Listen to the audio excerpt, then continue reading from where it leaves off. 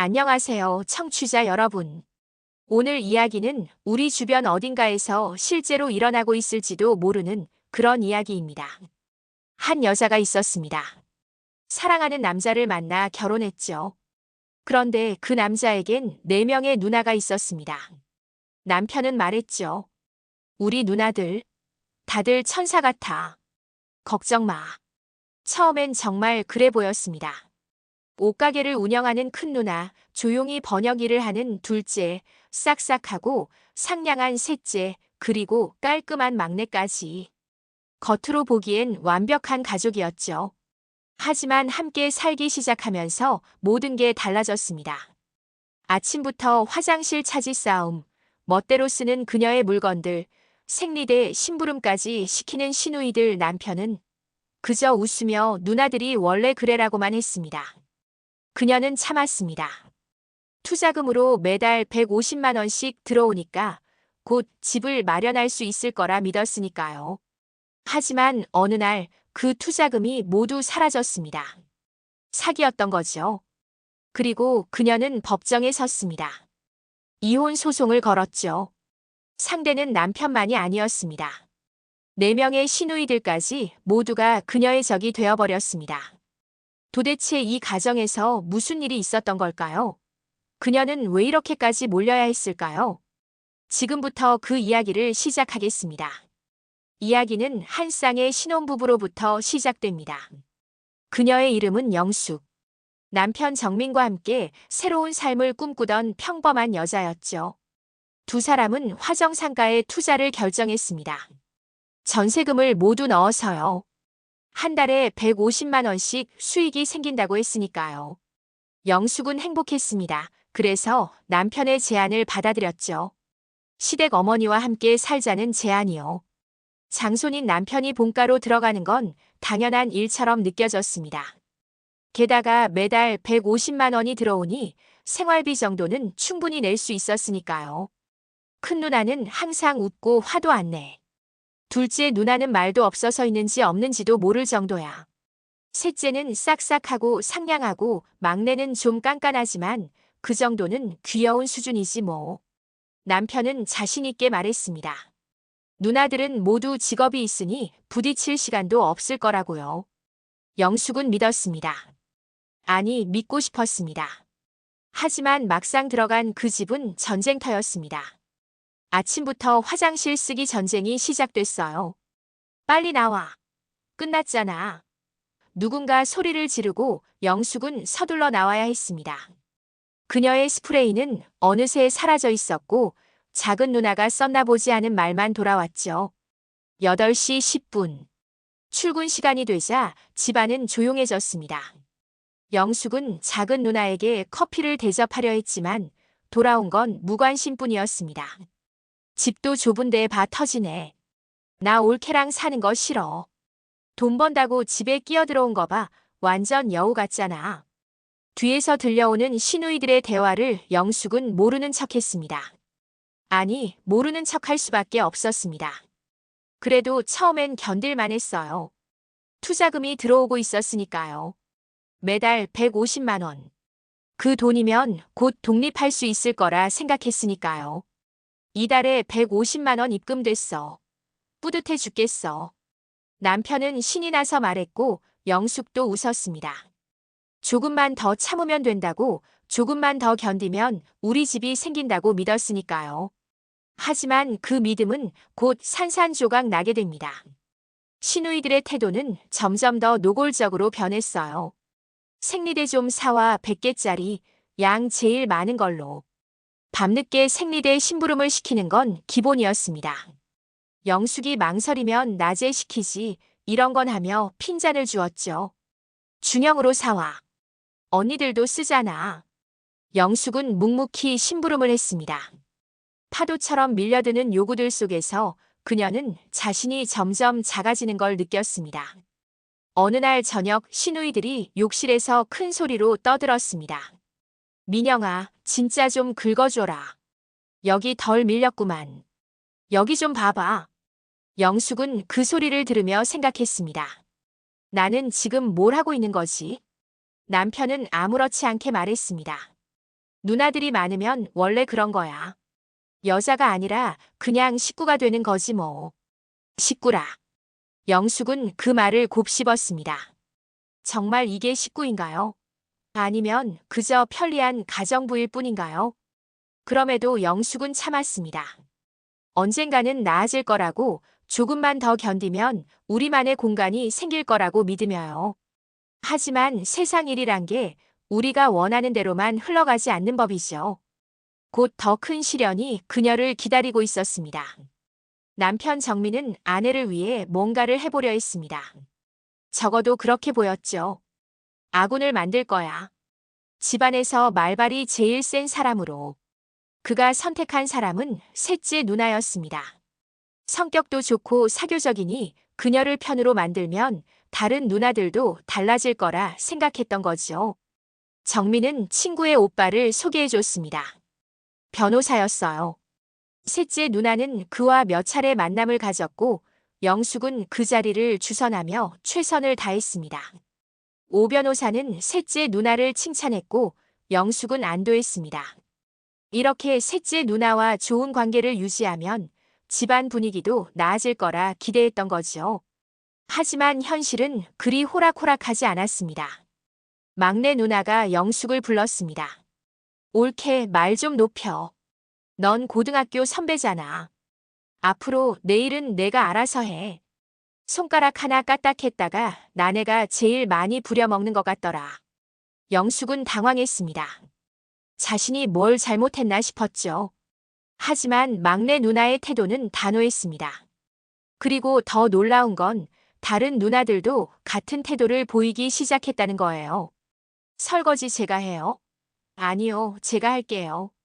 아가씨는 속옷 빨래나 하세요. 작은 일 하나하나에 간섭이 들어왔습니다. 영숙이 뭘 하든 누군가는 지적했어요. 왜 그렇게 물을 퍼대? 전기세 많이 나왔잖아. 컴퓨터 안 쓸 때는 꺼. 물도 아꼈어.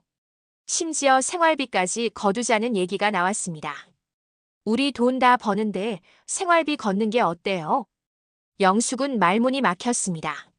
매달 150만 원을 내고 있는데 거기다 생활비까지 더 내라는 건가요? 그래도 영숙은 참았습니다. 아니, 참아야 했습니다. 남편은 아무 말도 하지 않았습니다. 그저 누나들 눈치만 보며 조금만 참아라는 말만 반복했죠. 어느 날 셋째 누나와의 소개팅이 틀어졌습니다. 오 변호사가 자꾸 약속을 어겼고 결국 만남이 파토났죠. 영숙은 미안한 마음에 오빠에게 부탁했습니다. 제 체면 좀 봐서라도 몇 번만 더 만나줘요. 하지만 상황은 더 꼬였습니다. 막내가 셋째가 데이트 자리에 갑자기 나타난 거예요.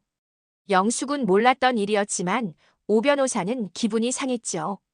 부탁으로 억지로 만나다가 여기까지 온 거 아니야. 결국 그 만남도 끝이 났습니다. 그리고 그 책임은 고스란히 영숙에게 돌아왔습니다. 올케 때문에 우리 셋째가 망신당했어. 완전 계획적으로 망친 거 아니야.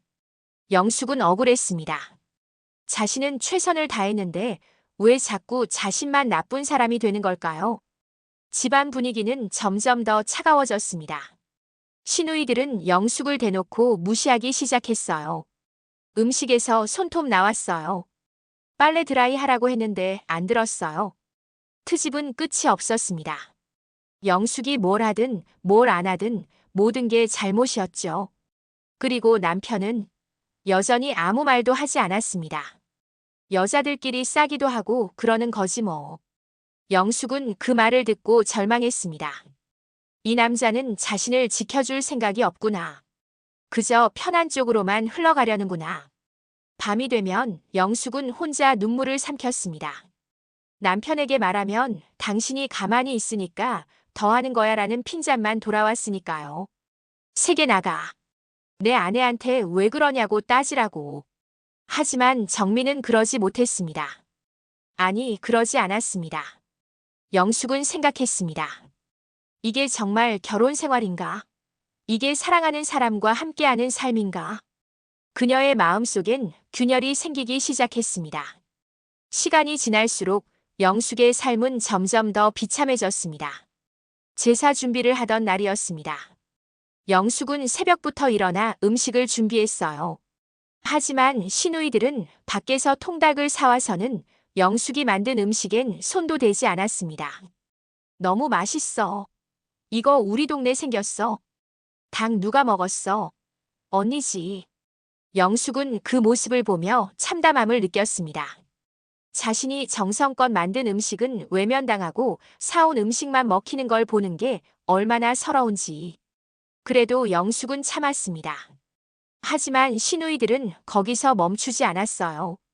아가씨들, 통닭 드시지 말고 집에서 한 거 드시면 좋잖아요.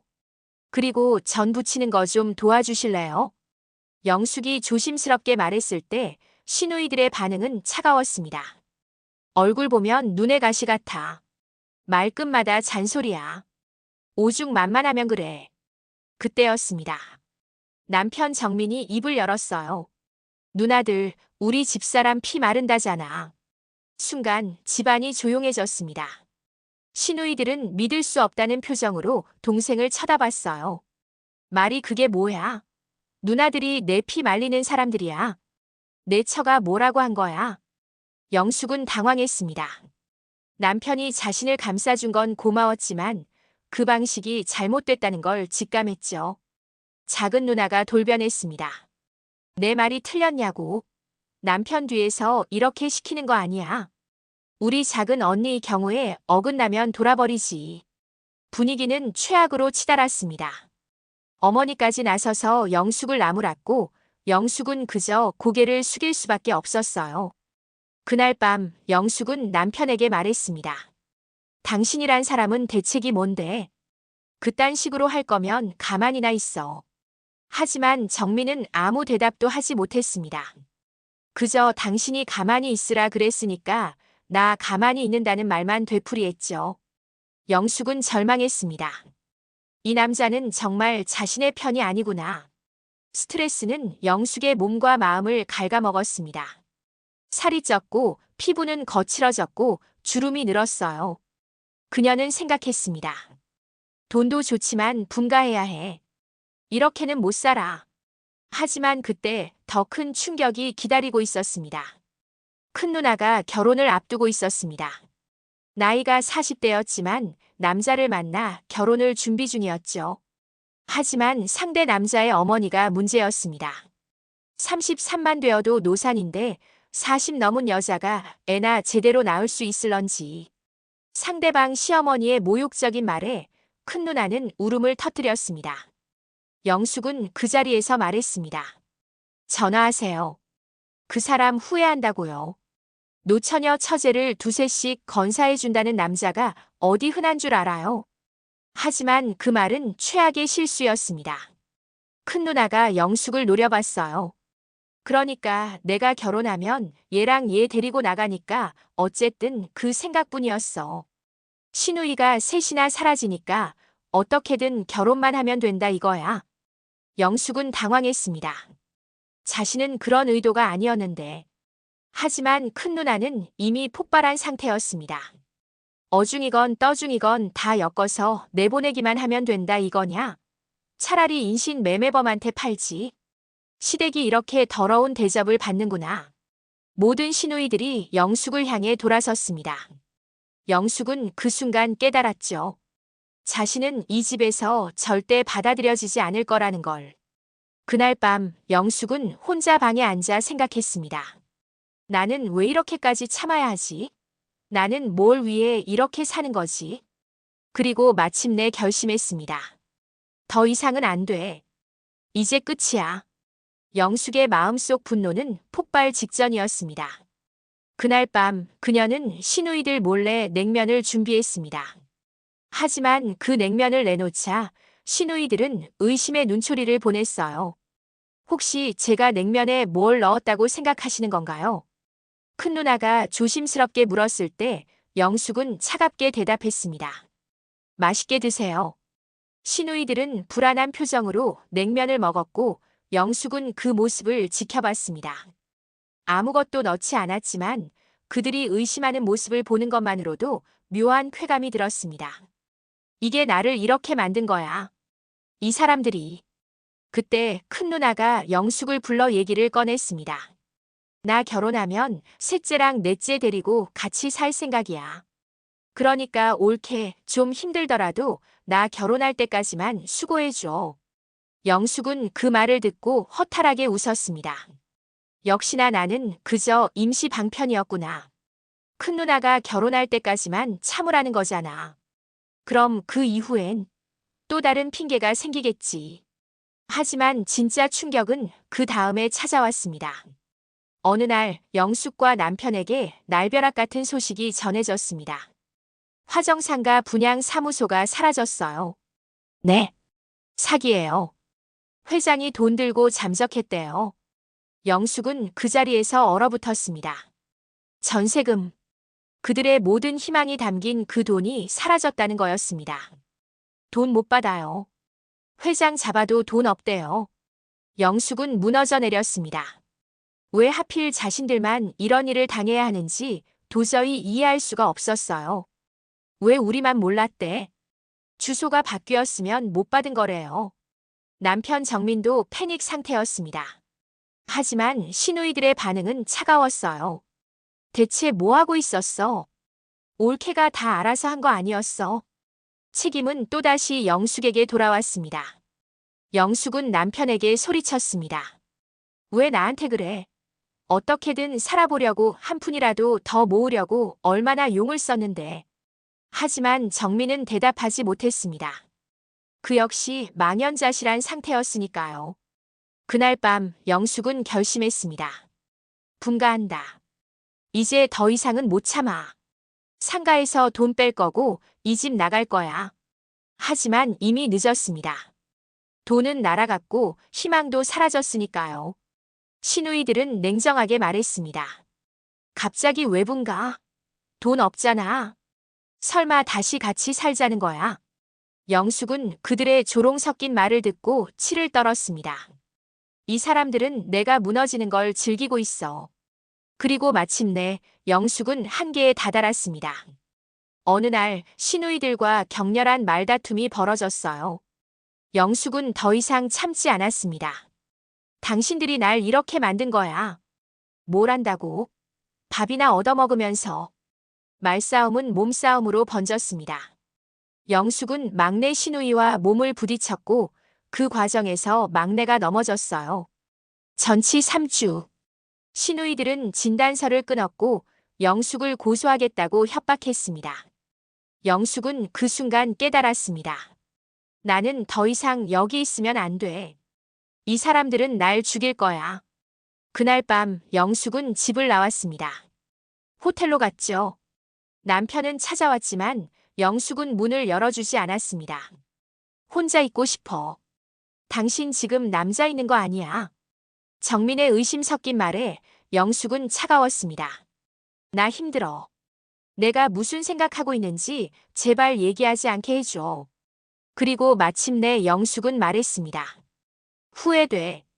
당신 같은 남자, 당신 같은 집안 전생에 내가 무슨 죄를 지었길래. 정민은 충격을 받았습니다. 하지만 돌이킬 수 없었죠. 영숙은 이미 마음의 결정을 내렸으니까요. 이혼한다. 며칠 후 영숙은 이혼 조정 신청서를 제출했습니다. 법정에 서는 날 그녀는 떨리는 손으로 문을 열었습니다. 그곳엔 남편 정민과 그리고 4명의 시누이들이 모두 앉아 있었어요. 조정위원이 물었습니다. 부인께서 이혼을 원하시는 이유가 무엇입니까? 영숙은 침착하게 대답했습니다. 시댁 식구들과의 갈등 때문입니다. 하루가 멀다 하고 전화로 욕을 하고 친정으로 찾아와 소리 지르고 싸움을 걸었습니다. 협박과 욕설 그리고 폭력까지 당했습니다. 정민이 벌떡 일어났습니다. 저희 누나들은 법 없이도 잘 살 사람들입니다. 얼마나 착한지 말로 다 표현 못합니다. 당신 우리 누나들 모함하지 마. 조정위원이 조용히 시켰지만 정민은 멈추지 않았어요. 막내 누나는 맞아서 전치 3주 진단 나왔습니다. 이 여자를 구속시킬 수도 있는 걸 참아줬다고요. 영숙은 차갑게 웃었습니다. 전치 3주가 무슨 그걸 가지고 무슨 구속입니까? 조정위원이 정민에게 물었습니다. 부인이 불쌍하다는 생각은 전혀 없으세요? 정민은 잠시 망설이다 말했습니다. 이 여자가 불쌍합니까? 제가 더 불쌍하죠. 마누라 눈치 보랴, 엄마 눈치 보랴, 누나들 눈치 보랴 하루라도 편할 날이 없었습니다. 영숙은 그 말을 듣고 피식 웃었습니다. 남편으로서, 가장으로서 무능하니까 눈치만 보게 되는 거 아닐까요? 전 할 만큼 했습니다. 내가 뭘 했어? 영숙의 목소리가 높아졌습니다. 천둥 벌고 송아지처럼 다 알아서 해달라는 얼굴, 응성만 부리는 그 쌍판떼기 끔찍해서 토할 것만 같아요. 누나들도 밉지만 결정적으로 이 남자한테 정 떨어져서 저 도저히 못 살아요. 조정위원이 고개를 끄덕였습니다. 실망이 크셨군요. 아무리 시댁 식구들과 틀어져도 남편만 믿게 되면 이혼까지 생각하지 않죠. 예전엔 남편이 이런 성격인 줄 모르셨어요. 영숙은 고개를 저었습니다. 전혀 몰랐습니다. 완전히 속은 거죠. 조정위원이 정민을 향해 말했습니다. 뭐 속였다기보다는 드러나지 않은 거죠. 극한 환경에 처해봐야 사람 성격이 드러나는 겁니다. 정민은 억울하다는 표정으로 소리쳤습니다. 선생님들, 이건 아닙니다. 왜 저한테만 불리하게 돌아갑니까? 왜 이 여자 편만 드냐고요. 그때였습니다. 밖에서 소란이 들렸어요. 문이 벌컥 열리며 4명의 시누이들이 들어왔습니다. 무슨 얘기하는지 궁금해서요. 저 여자가 얼마나 센 아이였는지 아세요? 조정위원이 단호하게 말했습니다. 여기가 무슨 재래시장입니까? 누가 들어오라 그랬어요? 나가세요. 그만 나가세요. 하지만 시누이들은 물러서지 않았습니다. 그러면 되는 건가요? 왜 우리 동생한테만 뭐라 그래요? 저 여자한테 그래야죠. 결국 시누이들은 끌려나갔고 법정은 다시 조용해졌습니다. 조정위원이 영숙에게 물었습니다. 부인께서는 이혼한 후 생활 문제에 대해서도 고민해 보셨습니까? 영숙은 단호하게 대답했습니다. 지금보다 못하겠습니까? 전 잘 살 자신 있습니다. 살림까지 들어먹었는데요. 정민이 비꼬듯 말했지만 영숙은 흔들리지 않았습니다. 제가 무슨 말이 그렇게 많아요. 돈 생길 거예요. 시누이들한테 위자료 받아낼 거니까요. 뭐? 정민이 깜짝 놀랐습니다. 조정위원이 설명했습니다. 시누이들한테 위자료를 받아낼 수 있을까요? 판사님, 얼마 전 가정 파탄에 책임이 있는 시어머니를 상대로 해서 위자료를 받아낸 판례가 있습니다. 재판부에서 시누이들 책임 여부를 가려내겠죠. 영숙은 조용히 말했습니다. 돈이 문제가 아니지만 저 그거라도 받지 못하면 억울해서 못 살아요. 정민이 소리쳤습니다. 누가 누구한테 돈을 달래? 내가 날린 전세금이나 내. 이 여자가 재산을 날렸는데 오히려 받아야 하는 쪽은 제가 아닙니까? 조정위원이 물었습니다. 투자 결정은 같이 하지 않으셨습니까? 지가 다 알아서 하더라니까요. 그렇게 살림에 무관심하셨어요. 정민은 대답하지 못했습니다. 조정위원이 한숨을 쉬며 말했습니다. 하루라도 빨리 이혼하고 싶은 마음은 알겠습니다만 이렇게 해보시면 어떻겠습니까? 그러니까 누나들과 따로 살아보면 부부 사이가 다시 회복될 수도 있지 않을까요? 영숙은 단호하게 고개를 저었습니다. 싫습니다. 이 남자 낯짝 쳐다보기도 싫어요. 내 쌍판떼기가 더 싫어. 왜 그러셔? 어이구, 그러면서 왜 쳐다보시나? 봐뒀다가 죽어서도 내 얼굴 피해 다니려고. 조정위원이 말렸습니다. 그만들 두세요. 근데 남편께서는 이혼은 하지 않으시겠다고 하면서 왜 그렇게 아내를 미워하십니까? 정민은 잠시 생각하더니 말했습니다. 변한 게 밉습니다. 누나처럼 엄마처럼 그렇게 따뜻했던 여자가 이렇게 표독스럽게 변하다니 정말 끔찍합니다. 영숙은 비웃었습니다. 왜 그렇게 변하게 됐을까는 생각 안 해보셨어요? 조정위원이 말했습니다. 그리고 아내는 아내일 뿐인데 왜 거기서 엄마나 누나를 기대하십니까? 정민은 말문이 막혔습니다. 조정위원이 제안했습니다. 한 달 동안만 가족끼리 살아보십시오. 그렇게 하시겠습니까? 정민이 말했습니다. 돈 없어요. 나가 살 집도 없어요. 의지만 있다면 어디서든지 못하겠어요. 조정위원이 다시 말했습니다. 한 달 동안만 부인, 남편 이렇게 가족끼리 살아보시고 그래도 이혼을 하시겠다면 그때 위자료를 조정하겠습니다. 누나들 때문에 이혼을 하시겠다면 이혼하지 마십시오. 누나들 없이 살면 될 것 아닙니까? 영숙은 잠시 망설였습니다. 정말 한 번 더 기회를 줘야 하나? 법정 밖 시누이들이 기다리고 있었습니다. 어떻게 됐어? 문들이랑 같이 살지 말래. 왜? 우리 안 같이 살면 안 돼? 우리가 뭘 잘못한 거 몰라. 큰 누나가 갑자기 가슴을 움켜쥐었습니다. 아이고 아파. 언니 괜찮아? 시누이들이 부축했지만 영숙은 그저 지켜볼 뿐이었습니다. 또 연극이구나. 집으로 돌아온 후에도 시누이들의 태도는 변하지 않았습니다. 나 옷가게 관두고 집에 있어야겠다. 큰 누나가 선언했습니다. 큰 언니로서 옳게 버릇은 내가 고쳐야겠어. 각오는 돼 있겠지. 영숙은 그 말을 듣고 치를 떨었습니다. 이 사람들은 끝까지 나를 괴롭힐 생각이구나. 한 달이 지났습니다. 그 한 달 동안 영숙은 정말 많은 걸 깨달았습니다. 남편은 변하지 않았고 시누이들도 여전했으며 자신만 계속 참고 견디는 삶이었다는 걸요. 어느 날 영숙은 병원을 찾았습니다. 우울증입니다. 초기이긴 하지만 완전히 고치지 않으면 재발 가능성이 있습니다. 의사의 말에 영숙은 눈물을 흘렸습니다. 나는 병까지 얻었구나. 외출도 하시고 환경을 바꿔보세요. 우울증에 빠지지 않으려고 노력하는 게 제일 중요합니다. 영숙은 남편에게 말했습니다. 휴가 받을 수 있지? 휴가는 왜? 우리 둘이서 바람 쐬고 오자. 정민은 놀랐지만 영숙의 간절한 표정에 고개를 끄덕였습니다. 둘은 바닷가로 여행을 떠났습니다. 이렇게 숨 쉬어본 지가 얼마 만인지 모르겠어. 영숙은 파도를 바라보며 말했습니다. 옛날에는 당신이 이렇게 어린애 같다는 걸 왜 몰랐을까? 정민이 웃으며 대답했습니다. 너 거는 거야? 아니야. 이리 와봐.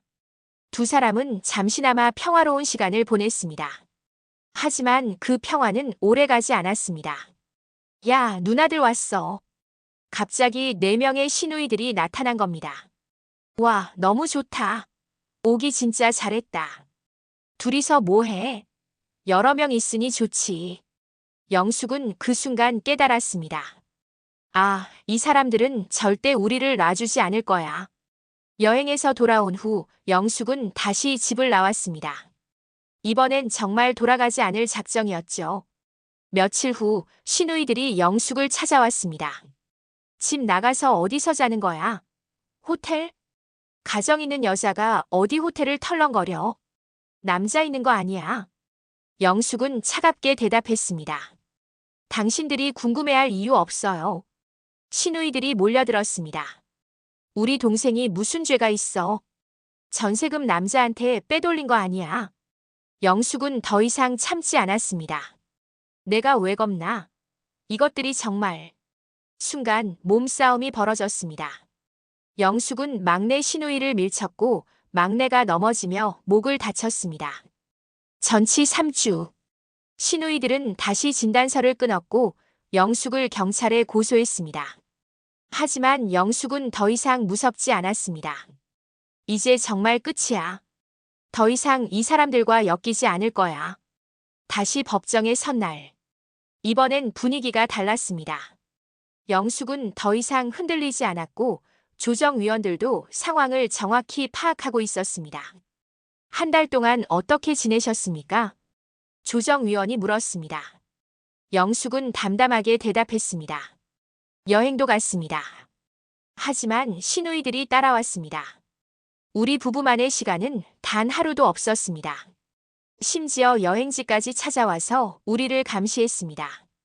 조정위원들이 고개를 저었습니다. 정민이 변명했습니다. 누나들이 걱정해서 온 거지 감시한 게 아닙니다. 조정위원이 단호하게 말했습니다. 남편분, 당신은 아내보다 누나들이 더 중요하십니까? 아내가 우울증까지 얻었는데 그래도 누나들 편만 드시겠습니까? 정민은 대답하지 못했습니다. 조정위원이 계속 말했습니다. 좋은 사람도 관계에 따라서는 나쁜 사람일 수 있다는 겁니다. 그 존경받는 신사임당도 며느리한테는 무서운 시어머니, 올케한테는 깐깐한 시누이였을 수 있다는 겁니다. 어려운 관계를 아시고 현명하게 처신하셨어야죠. 시누이들이 밖에서 소리쳤습니다. 우리가 뭘 잘못했어요? 우리 동생 편만 들지 말라고요. 조정위원이 문을 열고 나가 말했습니다. 여러분, 동생이 소중하시면 동생 인생을 망치지 마십시오. 동생은 남편입니다. 오빠도 아들도 아닙니다. 동생에게 아내가 있다면 그 아내를 존중해야 합니다. 여러분이 아무리 좋은 사람이어도 동생 부부 사이를 망치고 있다면 그건 잘못된 겁니다. 시누이들은 말문이 막혔습니다. 다시 법정 안으로 들어온 조정위원이 말했습니다. 이혼을 허가합니다. 그리고 시누이들에게도 일부 책임이 있다고 판단되므로 위자료 문제는 민사소송으로 진행하시기 바랍니다. 영숙은 그 순간 눈물을 흘렸습니다. 드디어 끝났구나. 정민이 소리쳤습니다. 이건 불공평합니다. 하지만 조정위원은 단호했습니다. 불공평한 건 당신입니다. 아내를 지켜주지 못한 당신이 가장 큰 책임이 있습니다. 법정을 나오는 영숙의 얼굴엔 평화로움이 감돌았습니다. 밖에서 시누이들이 기다리고 있었지만 영숙은 더 이상 두렵지 않았습니다. 올케, 우리가 뭘 잘못했어? 우리 동생 버리지 마. 영숙은 조용히 말했습니다. 여러분이 동생을 사랑한다면 이제 놔주세요. 동생도 저도. 그리고 영숙은 고개를 들고 걸어갔습니다. 새로운 인생을 향해서요. 몇 달 후 영숙은 작은 카페에서 일하고 있었습니다. 힘들었지만 자유로웠습니다. 더 이상 누군가의 눈치를 보지 않아도 되었고 자신의 삶을 살 수 있었으니까요. 어느 날 영숙은 옛 친구를 만났습니다. 너 많이 밝아졌다. 그래? 응. 예전엔 항상 지쳐 보였는데 지금은 살아있는 것 같아. 영숙은 웃었습니다. 나도 그렇게 느껴. 그녀는 창밖을 바라보며 생각했습니다. 결혼이 인생의 전부가 아니었어. 나 자신을 지키는 게 더 중요했어. 한편 정민은 여전히 누나들과 함께 살고 있었습니다. 누나들은 여전히 그를 걱정하고 간섭하고 통제했습니다. 미나, 밥 먹어라. 미나, 옷 제대로 입어라. 미나, 여자 만나지 마라. 정민은 가끔 영숙을 떠올렸습니다. 내가 뭘 잘못한 걸까? 하지만 이미 늦었습니다. 영숙은 다시 돌아오지 않을 테니까요. 청취자 여러분, 오늘 이야기는 여기까지입니다. 한 여자의 이야기였습니다. 사랑하는 사람과 결혼했지만 그 사람의 가족 때문에 지옥 같은 삶을 살았던 여자의 이야기요. 여러분은 어떻게 생각하시나요? 이 이야기에서 누가 가장 잘못했을까요? 시누이들, 남편, 아니면 영숙 자신? 저는 생각합니다. 가장 큰 잘못은 남편에게 있다고요. 가족은 소중합니다. 하지만 결혼을 했다면 우선순위가 바뀌어야 합니다. 부모님과 형제자매도 중요하지만 배우자는 이제 당신의 새로운 가족입니다. 그 사람을 지켜주지 못한다면 결혼할 자격이 없는 겁니다. 그리고 시누이들에게도 할 말이 있습니다. 동생이 소중하다면 동생의 행복을 응원해야지 간섭하고 통제해서는 안 됩니다. 여러분이 아무리 좋은 의도를 가졌어도 그게 상대방을 힘들게 한다면 그건 폭력입니다. 사람과의 관계에서 지켜야 할 최소한의 예의가 있습니다. 가족이란 이름으로도 용납할 수 없는 선이 있습니다. 오늘 이야기는 끝났지만 아마도 누군가의 현실일 수도 있겠죠. 혹시 여러분 주변에도 이런 상황에 놓인 분이 계신가요? 아니면 여러분 자신이 이런 상황에 있진 않으신가요? 만약 그렇다면 용기를 내세요. 당신의 인생은 당신의 것입니다. 누구도 당신을 함부로 대할 권리가 없습니다. 가족이라는 이름으로도요. 오늘 사연에 대한 여러분의 생각을 댓글로 남겨주세요. 여러분의 이야기도 궁금합니다. 그럼 다음 시간에도 또 다른 사연으로 찾아뵙겠습니다. 여러분, 부디 행복하세요. 그리고 자신을 사랑하세요. 지금까지 여러분의 이야기 친구였습니다. 감사합니다.